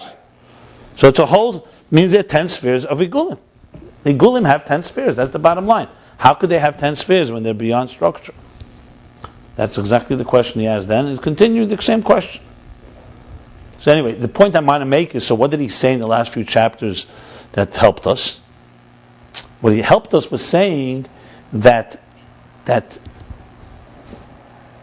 any revelations from these spheres, whether it's in Chochmah or Bina and so on, does not change the fact that qualitatively the Makif remains Makif. But what's bothering him, and the fact is you're still saying there's spheres in there, and spheres to say they're superficial or they're external is not sufficient, because spheres are spheres, and spheres are structure. How could you say there's structure in beyond structure, basically? Want to say something? Yeah, I mean, if you look at the second line in chapter 80, it says, the Iggulim, of Iggulim, not the Iggulim, not in the Iggulim. So basically that's what's catching him. But he does spell it out later, 3 lines later, it says, I don't know what you're talking about. The Iggulim is not a diuk in my mind at all, because he's quoting it, he's quoting it and contradicting himself. Again, you're talking words, or you're talking havana here? I don't know. He's asking a question. He asks, the question remains the same. What's the case whether it's di or bi? Doesn't make a difference here. I'm saying that there's Sefirot of in Iggulim, which means that there's every Igul is the Igul casting. Exactly what he says. I'm just saying that there's both of these ideas. I mean, is there a question on the table right now? No, seriously, if there is. I don't know. I'm not clear. It's clear that there are 10 spheres in the level of Iggulim. That's the problem here. If it said in Eitz Chaim that there are 10 spheres, and the spheres are surrounded by Iggulim, this wouldn't be a question. You could always explain the Iggulim are just are beyond the spheres, and that's it. But it says in Eitz Chaim that there are 10 spheres in Iggulim. That's the bottom line. It's a very distinct difference between the two statements. Right. So you're saying that if we said that each sphere of Kesser, Chacham, Bin, and Das had its own relative equal, it does have. That's not a problem. It's the problem is that within each equal That is a sphere. No. It doesn't say that. It doesn't say that. It says that there's Esser spheres in Iggulim. There's Igul of Chachma, Igul of Bina. That's it. So we're not saying within the Makifim of Igul there is Esser spheres. There's Hischaltos within each Kesser, that each Igul that's relative to each world. I don't know. There is that way, but it doesn't necessarily. You don't need to go there. Why is that? Why do we have to go there? Because that's what I thought. Iggulim is a track in the Shtalshlus. Are there Esser spheres in this track or not? That's what I thought. Eitz Chaim says yes. That there are 10 spheres. It doesn't mean that in one Igul there's 10 spheres. Let me ask you, are there 10 spheres in Chachma? And yes. So that's same thing, 10 spheres in Igul, but it's not relevant to us. We are saying it or not? But that's not relevant. It's not relevant here at all. That's a completely not relevant discussion. What we're trying to say is that within the idea of... I'm telling you, I'm not trying to say that. Okay. There's two tracks. There's a thing called Iggulim and Yesher. In both of them, the Eitz Chaim says there's spheres. That's all that we need to know. That creates a problem. You want to know how it works? Yes. There's an Igul called Chachma, and then there's a Pnimi called Chachma. But there's also the Igul called Chachma. In the track called Iggulim, there's spheres. There are spheres in Iggulim. What is the... Are we trying to be mathematical here? I mean, what's bothering you exactly? What's bothering me is I don't want to take up the time from the share.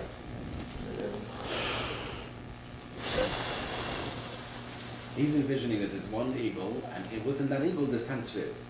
That's not That's what what I'm saying. I know exactly what you're saying. But what we're saying is that there's an eagle called eagle of Kesser. There's an eagle of Chachma. There's an eagle of Bina. So you see that there's this Chalkus in Iggulim. No, you see that there's Chalkus in one way. Yes, I understand what you're saying. That's the one. That's the and I was asking if we're also saying the other aspect, which could be within the panemius of each eagle. There is that also. But that's not what we're focusing on. Okay.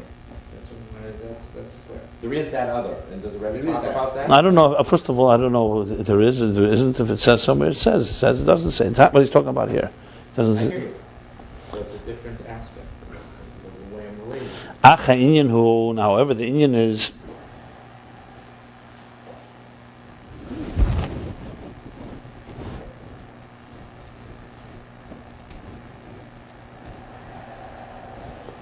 One second. I want to just see one thing. There is that other aspect because it's a third line. I don't know what you're talking about. Where's that? It doesn't say such a thing here. Third line from the bottom. I don't know what that. Right? Fine, but that's not what he's focusing on here. He's focusing here on that there's the vision of 10 spheres in Makifim.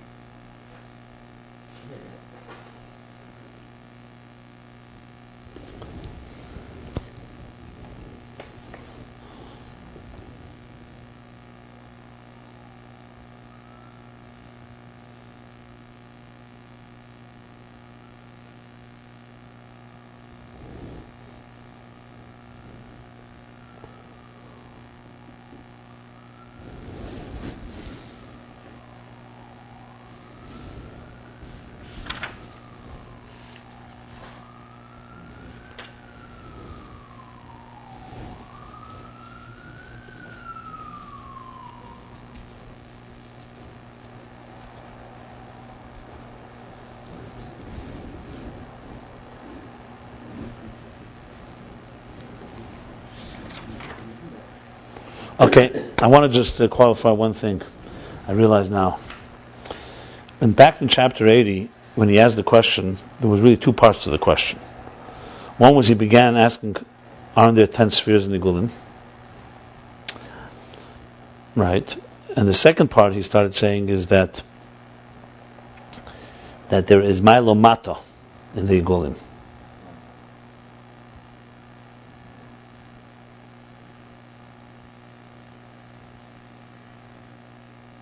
Spoke about it when it's closer to the source, has more. Okay. On line 3 on page Kuf Nun Aleph.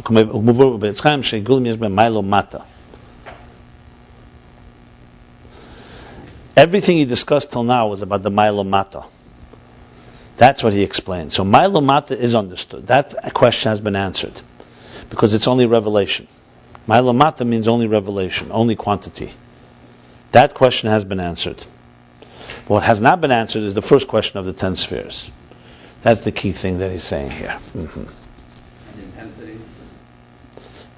Oh, the intensity is even if it's diminished, right? Yeah, that's in the Mailamata, in hierarchy. So there's higher. For example, what goes like this. You know how it works? After the Tzimtzum addition, so all the light was removed, so one remained Igul HaGadol. That's the first Igul, the big sphere around it all. Then came the Kav, and made an Igul. One big circle. Then it continued and made the Igul of Chochmah. And then another Igul of Bina, an Igul of this. That means that an Igul in their spheres. In addition to creating also a Eris and Kalim, energies that enter into containers, which is Pnimi. So the Igulim are called, this is called Chochmah, this is called Bina, and so on. So every Makif, meaning every big Igul, has an 10 spheres. So Ak, which starts with one circle, then has 10 spheres within it. Chochmah, Bina, Das. Within each of those, there's also a Pnimi. But it's clear that there's a whole track called spheres. That's the bottom line picture. You follow what I'm saying? Same thing with Atzilus. Comes to Atzilus, first it creates a Makif for Atzilus, Keser. Then it creates a Makif of Igul of Chochmah, Igul of Bina, Igul of Das, Igul of Chesed. I don't know about that. No, not within it, meaning it surrounds it. No, so I'm saying, so Igul of Chochmah, that's what he says on top of the Igul of Chochmah is higher than, that's what it says in Eitz Chaim, than the Igul of Bina. Right, what do you mean higher? It surrounds it. So it's Milo Mata. That's Milo Mata. So it seems there's a hierarchy. It surrounds all of them. The Malchus is the one that's most inside. Right, but for example, it's like 10 circles within each other. Concentric circles.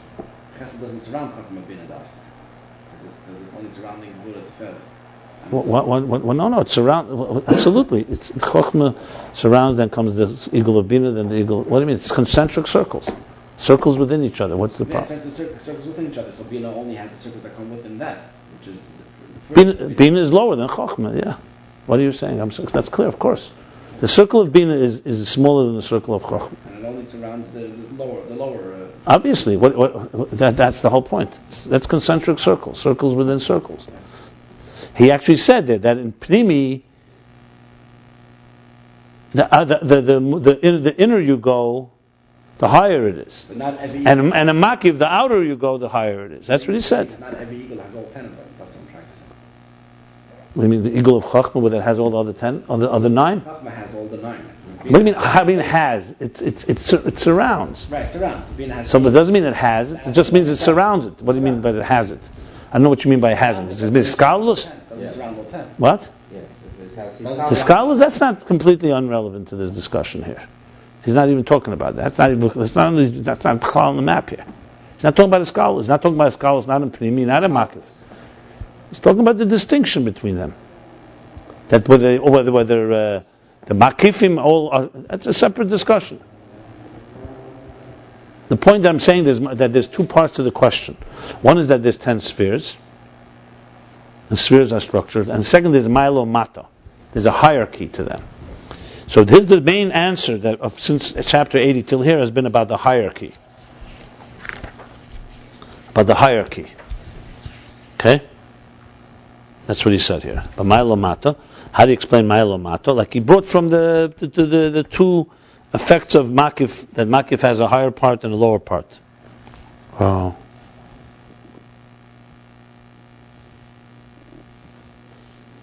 He says, just like if you go further, he says, just like there's a higher circle, lower circle, each sphere also has a higher part and a lower part.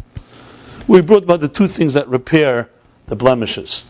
But all this is in quantity and revelation. Now in chapter 83, he says, after we finish, now we have to understand what means spheres.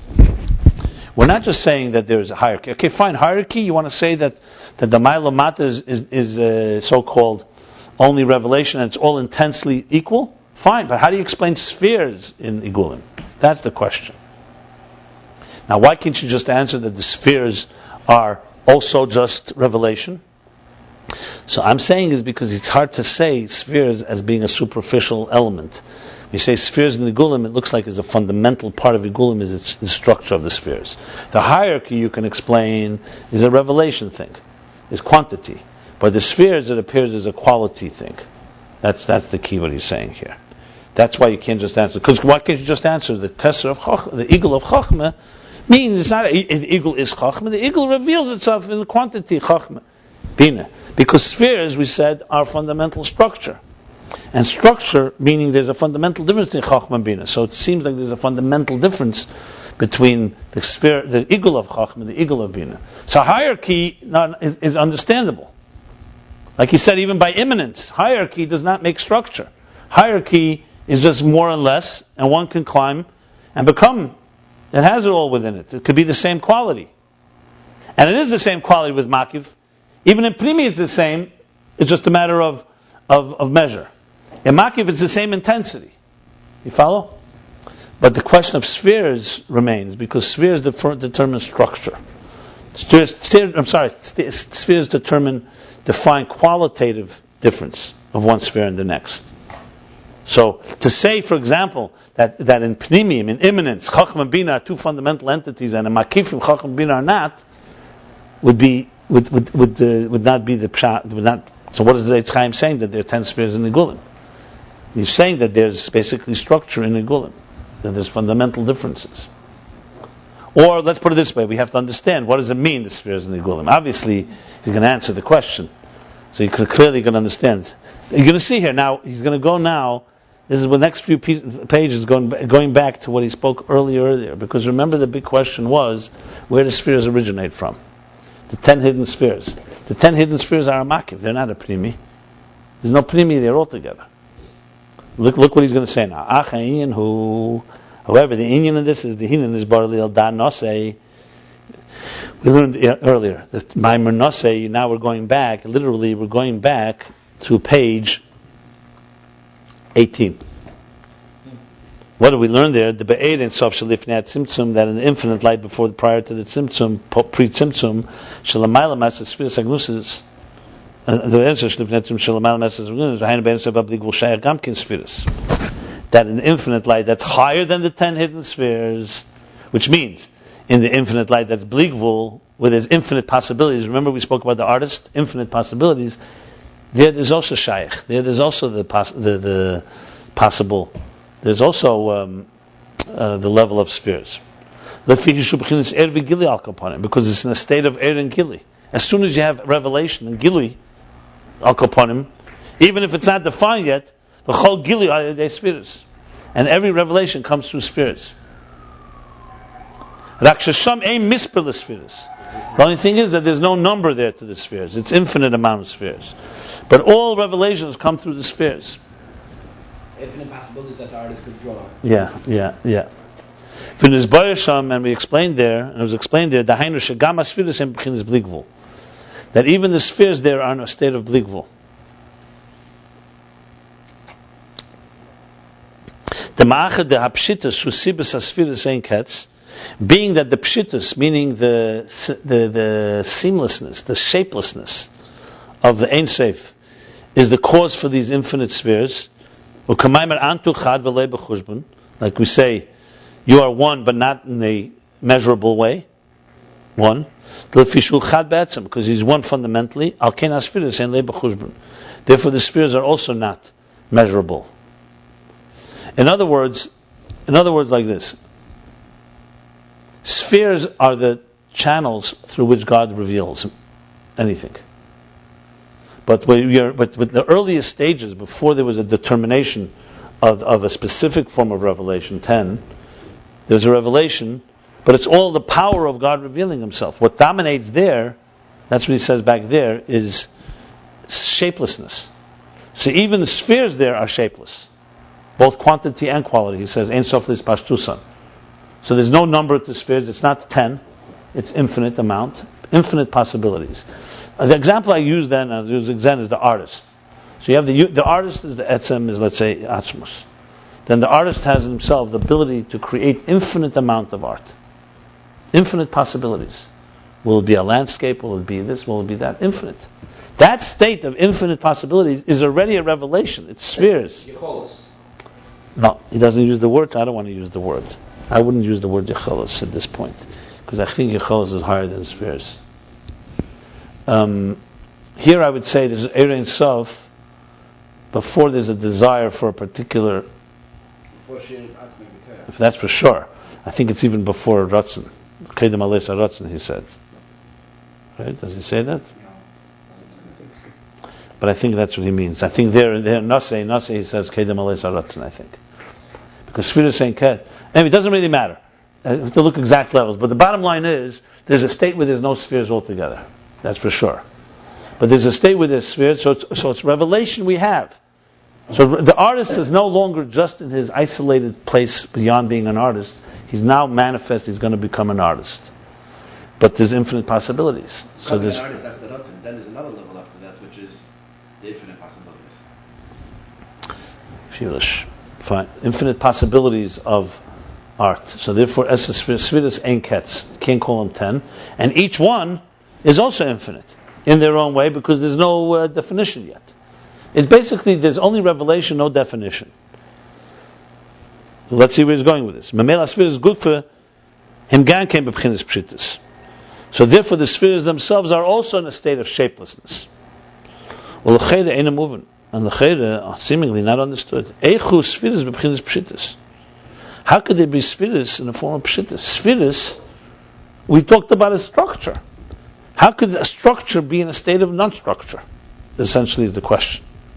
You see where he's going with this. He's going to answer the question that there's a whole state of spheres that can be non-structured. Aren't spheres in a state of definition? As we discussed earlier, Chachma is not Bina. Bina is not Chesed. Chesed is not Gvura. Right. Not just in Revelation. So how can we talk about spheres b'chinas peshitus? The question here is even stronger than the question on Iggulim. Iggulim, they're after the tzimtzum. They're diminished state. You're talking now all the way in the root. How could there be a place where there's spheres at the same time saying that they are shapeless? Okay. Now, he's not going to answer this question till chapter 124. 47 chapters from here. Yeah, I need to say that. 17, 24, 34, 41 chapters from here. Kuf Chav Daled. 41 chapters. Chapter 141? 124. 124 he's going to go back to this. Let me tell you briefly what he's going to say. I didn't learn it all, but I can tell you I briefly went through it. He's basically going to say that spheres have three meanings. That's where he starts now the whole thing. I don't even know if I'm going to start learning now from here, because there's a new subject here. But basically he's going to stay, you see, like he says, well, Hav is that tzarech lav and tchila ma'o shem sphira. To understand this, we need to know what a sphere is. Understand? So it's a beautiful segue. But basically he's going to say that spheres have different roles. That there's a sphere as it's a number, misper. The sphere from the word, that's the highest level. From the word l'saper, like tell a story. There's number, relate the story, and illuminate, basically. No, that's a different thing. That's no. That's safer and sipur. That's not this. It's not connected. But there's talking about something else completely there. So bottom line is, the number is going to be the spheres in its lowest level. Right. How they tell a story is going to be a little higher, and how they illuminate. So basically, spheres themselves have different roles. And he's going to say spheres, and Iggulim is the most sublime form of the sphere. So like when you, for example, count numbers, you're expressing a very tangible. Let's say you're counting your children. See if they're all there, right? So that's just numbers. But within it lies the love for them, and there's a story behind that. And behind the story, there's an illumination. Basically, he's going to come and explain that there's. So you see, so he's really giving you half the answer by saying that there's spheres even in Ein Sof. If there's spheres there, then there's not a problem explaining how there's spheres in the Iggulim. We just have to understand what does it mean that there's spheres there, because spheres seemingly, till now we've discussed spheres are structure. So now he's going back to the whole thing of spheres. He's revisiting what spheres, the role of spheres are. So that explains. So first he established and discussed the quantitative shift of spheres, their quantitative hierarchy, and explained that doesn't change the quality of intensity of the tmimus, of the conviction or sincerity of transcendence and makif, of rotzen. But now we're saying there are 10 spheres in the rotzen. So we have to understand what they are. That's what he's going to go and discuss right now.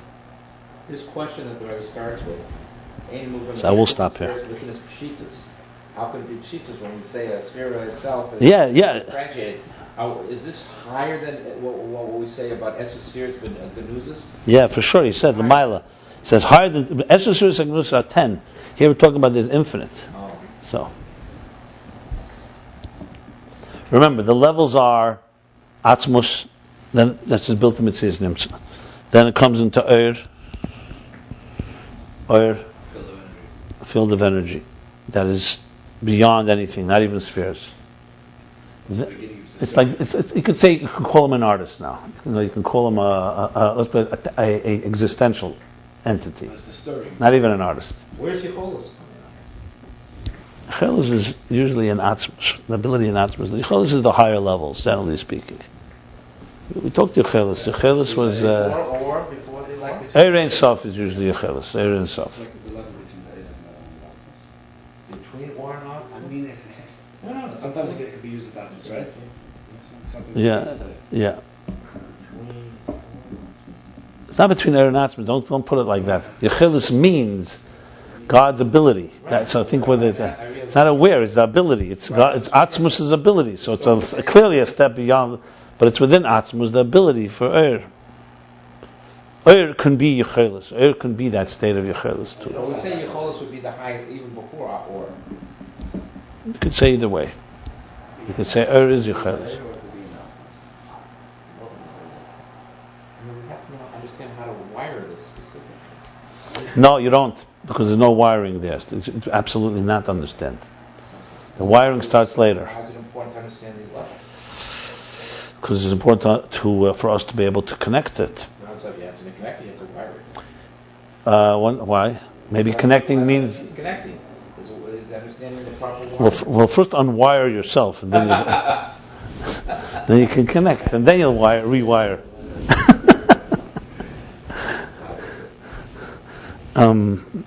We said God's not on the couch, we are. Look, to be precise, you have to go back to the chapter we talked about Yechelis. We spoke in Elokei Elam what Yechelis is. So there, I want to be precise. If you want to be precise, you must go back to that chapter. What chapter was that? I forgot.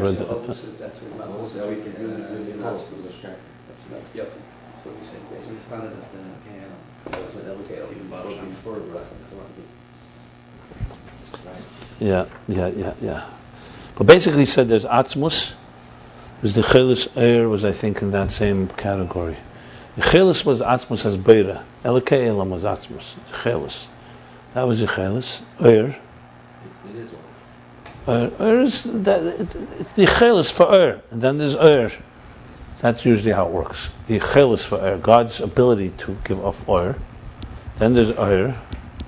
Eir, I think, was Berachamecha Rabim, right?